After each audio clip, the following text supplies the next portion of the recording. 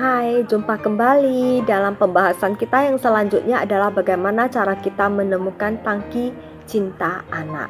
Jadi bagaimana kita menemukan bahasa cinta untuk mengisi tangki emosional anak. Nah, walaupun kita semuanya membutuhkan 5 bahasa cinta, tetapi ada 1 atau 2 bahasa cinta yang umumnya itu akan lebih dominan, yang jumlahnya itu lebih banyak kita butuhkan dibandingkan dengan tangki cinta yang lainnya. Nah, tentunya kita bagaimana caranya menemukan tangki cinta dalam bentuk apa yang saya butuhkan lebih banyak itu yang perlu diisi. Nah, biasanya itu dapat dilihat dengan cara bagaimana cara kita mengungkapkan cinta kita kepada orang lain. Nah, ketika misalnya kita senang membagikan cinta kita itu dengan menggunakan hadiah, misalnya kita senang memberikan teman-teman kita hadiah. Kita senang sekali misalnya ketika ada acara apa, kita langsung membuat kartu dengan tulisan tangan kita sendiri, membagikan itu kepada teman kita yang lain. Itu adalah cara kita mengungkapkan cinta kita kepada mereka. Nah, biasanya berarti tangki cinta kita juga sebenarnya adalah hadiah. Jadi, apa yang kita berikan kepada orang lain biasanya seringkali kita harapkan itu kita dapatkan juga dari orang lain. Jadi, ketika kita mau menemukan bahasa cinta anak maupun bahasa cintanya pasangan kita, dapat dilakukan dengan beberapa step berikut ini. Nah, yang tadi saya sebutkan itu salah satu contohnya. Nah, kita lihat apa saja langkah-langkahnya. Mari kita simak.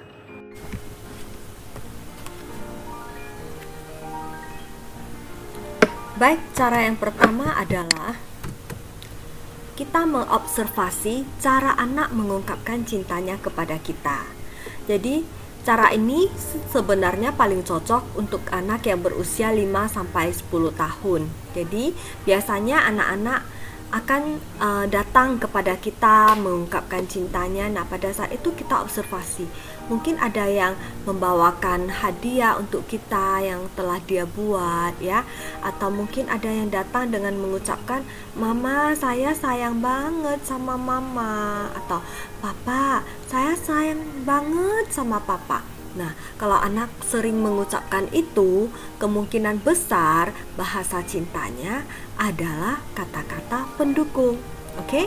Nah, misalnya anak datang itu sering mengatakan, "Papa, saya senang banget tadi sudah dibantu merakit mainannya," gitu kan. Nah, atau "Mama, saya senang banget dimasakin sarapan setiap pagi," ya. Nah, itu berarti kalau itu yang sering diungkapkan anak, berarti caranya dia mengungkapkan itu tadi dia melontarkan tentang layanan. Oke? Maka kemungkinan besar bahasa cinta anak adalah layanan, karena dia senang ketika kita membantu dia merakit mainan, karena dia merasa senang ketika kita itu memasakkan sarapan untuk dia. Jadi kita harus bisa melihat, mengobservasi dengan cara mereka mengungkapkan cintanya.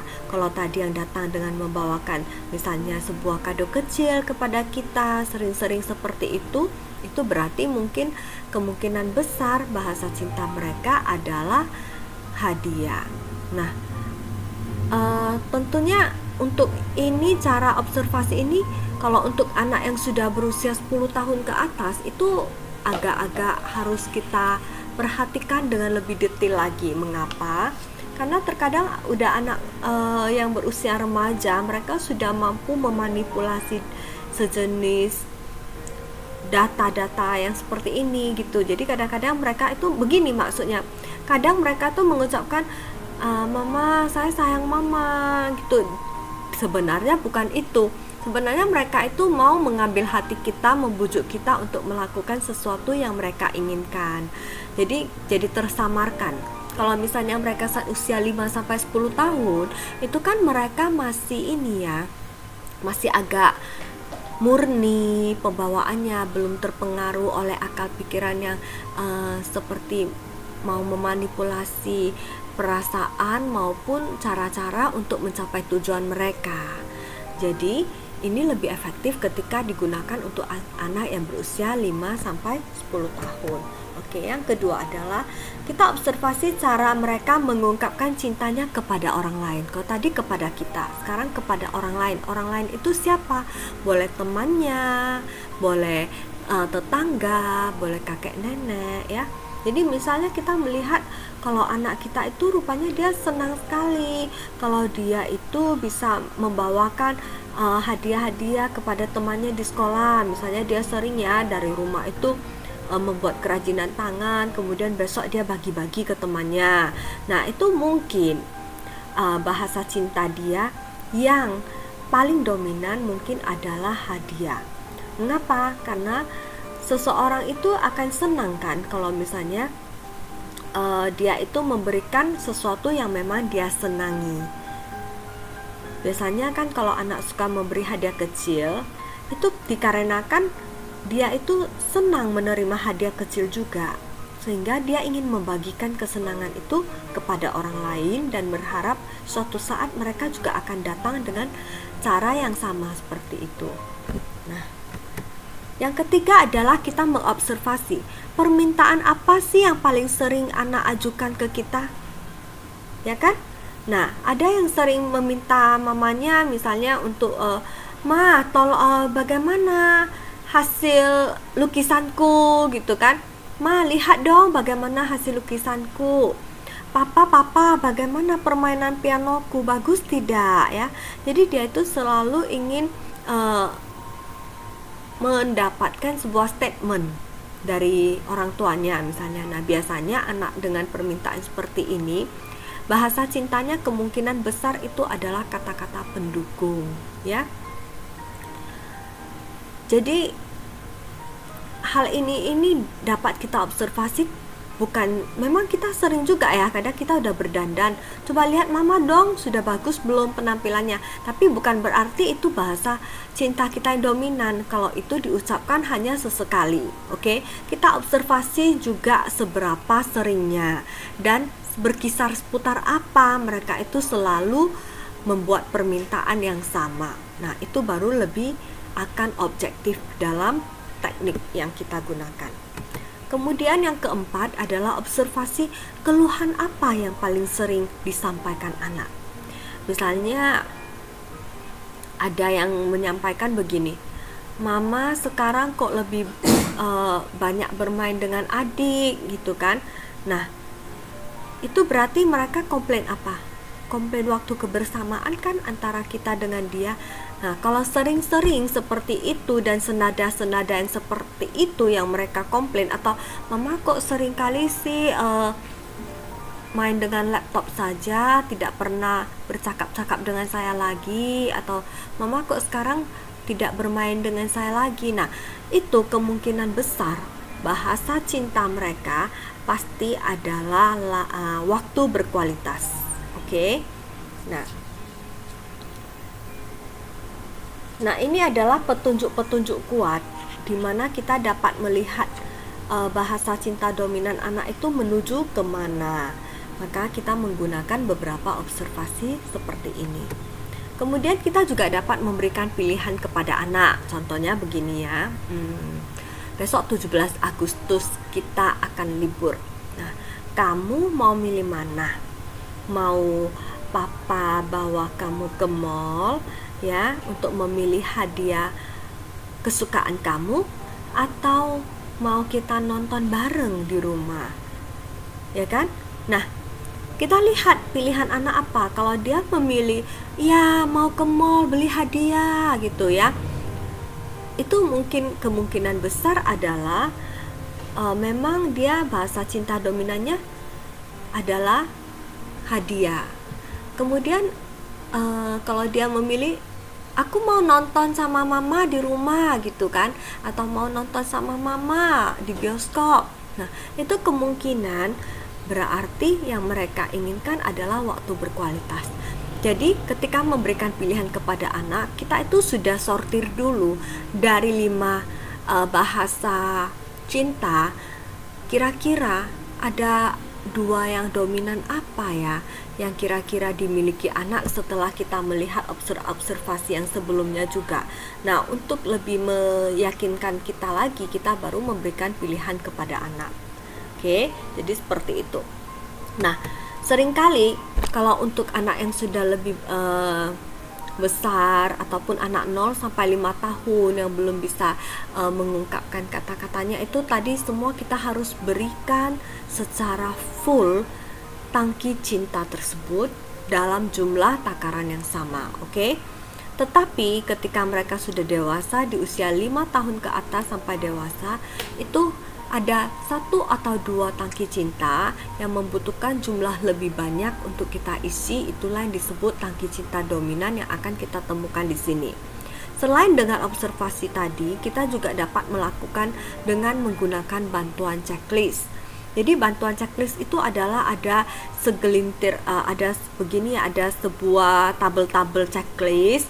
Ada yang khusus untuk kata-kata pendukung, ada yang waktu berkualitas, ada yang sentuhan fisik, ada yang layanan, ya, ada yang hadiah. Nah, itu nanti kita observasi, kita lihat ke diri pasangan kita, ke anak kita, kira-kira mereka itu kecenderungan yang sering muncul atau mendekati itu dengan apa yang dideskripsikan di sana yang mana, itu kita checklist. Kita checklist di checklistnya itu. Ketika semua sudah di checklist, kita baru melihat, menjumlahkan di setiap tabel. Oke, nah tabel kata-kata pendukung misalnya ada 3, tabel waktu berkualitas misalnya ada 2, tabel hadiah ada 4, ya, misalnya ini contoh. Tabel layanan misalnya ada 1, tabel sentuhan fisik misalnya ada 3. Nah, berarti kita lihat terus, kita bandingkan 2 angka paling tinggi itu adalah bahasa cinta dominan anak maupun pasangan kita. Oke, misalnya yang tadi kan yang lebih dominan adalah hadiah, ya. Jadi kita tahu dengan menggunakan pedoman checklist ini. Nah, kemarin saya ada menjanjikan bahwa saya akan memberikan Anda hadiah-hadiah yang lebih banyak selain hadiah-hadiah berupa pemberian materi yang lebih jelas, ya, dan terpapar, terus waktu untuk tanya jawab. Nah, saya juga akan memberikan Anda panduan checklist ini yang dapat nanti diakses pada akhir pertemuan kita. Saya harapannya adalah supaya dapat membantu orang tua untuk lebih memudahkan para orang tua menemukan bahasa cinta anak maupun pasangan. Loh, mengapa pasangan ya? Iya, pasangan juga mereka butuh diisi bahasa cintanya. Ketika tangki cinta pasangan kosong, dia akan menimbulkan banyak sekali masalah dalam rumah, baik itu kepada kita maupun kepada anak-anak. Mungkin dia jadi temperamen, emosional, mudah marah karena sesuatu yang ada dalam dirinya itu ada yang kosong. Daya cintanya sedang kosong. Kita perlu isi, dia lagi minta kita isi, dia lagi sekarat. Dia lagi sekarat sehingga dia meluahkan emosi-emosi dia yang negatif karena dia tidak punya daya positif yang lebih besar untuk menghadapi yang negatifnya. Maka itu kita sangat penting menemukan bahasa cinta pasangan dan bahasa cinta anak. Sebab dalam mendidik anak, keutuhan keluarga itu yang paling penting adalah keharmonisan antara orang tua. Ketika rumah tangga itu goyah, rumah tangga itu diwarnai dengan banyak perselisihan, maka tidak akan ada sebuah kondisi yang sehat bagi perkembangan anak. Jadi kungfu kita yang pertama, yang paling dasar sebenarnya adalah kita harus menemukan bahasa cinta pasangan dulu. Kemudian kita mengisi tangki cinta pasangan kita sampai penuh. Nah, setelah itu baru ketika ada pendidikan apa, pengetahuan apa, kita bisa mengkomunikasikan itu dengan sangat baik sekali dengan pasangan. Jadi semua yang kita inginkan itu dapat ditransfer. Saya mau kita mendidik anak kita dengan cara begini. Itu akan lebih mudah dia terima dan kita dapat bekerja sama sebagai satu tim untuk mendidik dan membesarkan anak kita dengan bahagia. Oke, nah kemudian baru kita bersama-sama menemukan bahasa cinta anak kita dan kita isi dengan penuh. Mengapa? Seperti yang tadi kita ketahui, bila seorang anak itu bermasalah dengan disiplin perilakunya, kebanyakan adalah kalau tidak karena kondisi fisik, ya kita cek dulu pertama itu kondisi fisik. Kalau tidak karena itu, apakah karena dia sedang lapar, makanya dia berulah, atau karena dia sedang ngantuk, atau karena dia lagi tidak enak badan, atau dia lagi kurang sehat. Nah, bila itu tidak masalah, ternyata setelah kita cek semua enggak, semua udah prima, sudah bagus, berarti tangki cinta dia yang lagi kosong dan minta untuk diisi. Oke, jadi mudah-mudahan dengan pertemuan kita tentang tangki cinta ini akan semakin membuka wawasan kita bagaimana sebagai orang tua kita mengetahui kebutuhan dan apa saja yang perlu kita lakukan untuk anak dan pasangan kita. Terima kasih, sampai jumpa kembali di pertemuan berikutnya.